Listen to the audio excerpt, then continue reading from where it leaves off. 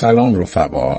علی انصاریان 14 ماه 1356 در یکی از محله‌های تهران به دنیا آمد. از همون بچگی شیطون و پر انرژی بود، طوری که همه از دستش خسته می شدن. اما یه چیزی تو وجودش بود که هیچ کس نمیتونست نادیده بگیره: عشق به توپ و فوتبال. توی کوچه های تهران با یه توپ پلاستیکی رویای بزرگی رو توی سرش میپروراند. پدر و مادرش که خودشون هم عاشق فوتبال بودن خیلی زود فهمیدن که این بچه یه روز قراره کارای بزرگی انجام بده. علی کم کم داشت بزرگ میشد و استعداد فوتبالیش روز به روز بیشتر به چشم می اومد. هیچ وقت از زمین خوردن نترسید و همیشه بلند شد و ادامه داد.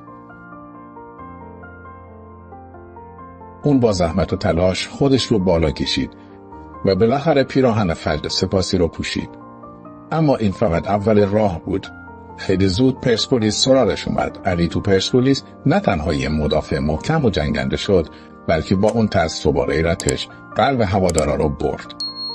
گل‌هایی که میزد، شادی‌هایی که میکرد و عشقی که به تیمش داشت باعث شد که هیچ وقت از یاد طرفداران نره.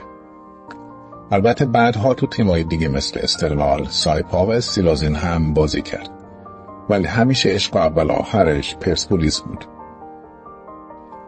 علی وقتی 32 ساله شد یه داغ سنگین دید. پدرش رو از دست داد. پدری که همیشه پشتش بود و هوای علی رو داشت دیگه نبود.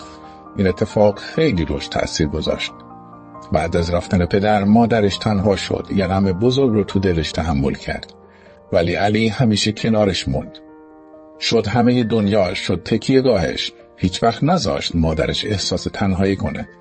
همیشه کنارش بود.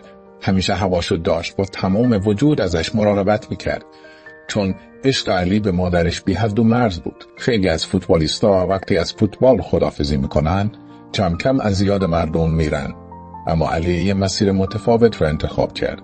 اون رفت سراغ بازیگری، اجرا، سینما و تلویزیون و جالب اینجا بود که تو این دنیا هم موفق شد. چیزی که علی رو از بقیه متفاوت میکرد شوخ طبعی و صمیمیتش بود. با مردم زندگی میکرد، کنار اونا میخندید و گریه میکرد. تو کارهای خیر همیشه پیش قدم بود و هیچ وقت لبخندش رو از کسی دریغ نمیکرد. اما یه روز خبری اومد که هیچ کس انتظارش رو نداشت. زمانی که کرونا در ایران همه گیر شد و مردم با این بیماری دست و پنجه نرم میکردن، علی انصاریان هم درگیر این بیماری میشه.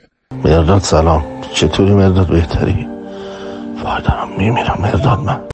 من کرونا گرفتم افتادم و از 2 روز بعد از اونا. اولش همه فکر میکردن که علی مثل همیشه میجنگه و پیروز میشه، اما روزای سخت بیمارستان نشون داد که این بار حریفش خیلی ناجوان مرد بود. 15 بهمن 1399 علی برای همیشه رفت، درست چند روز بعد از دوست صمیمیش مهرداد بینامه. انگار سرنوشت خواسته بود که این دوتا رفیق تو اون دنیا هم کنار هم باشه. نبودن علی دل میلیون‌ها ایرانی رو شکست، اما اون فقط یه فوتبالیست نبود، یه آدم مردمی بود، یه هنرمند، یه رفیق واقعی. علی با عشق زندگی کرد، با قدرت جنگید و با لبخند رفت، اما یادش هیچ وقت از دل مردم پاک نمیشه و شاید بهترین جمله‌ای که از خودش به جا گذاشت همون باشه که تا ابد تو ذهنمون میمونه: من از مردمم، برای مردمم و تا آخرین لحظه کنار مردمم.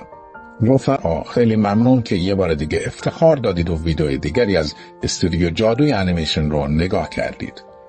امیدوارم پسندیده باشید. اگه این طور بوده حتما ویدیو رو لایک کنید، کانال رو هم سابسکرایب کنید.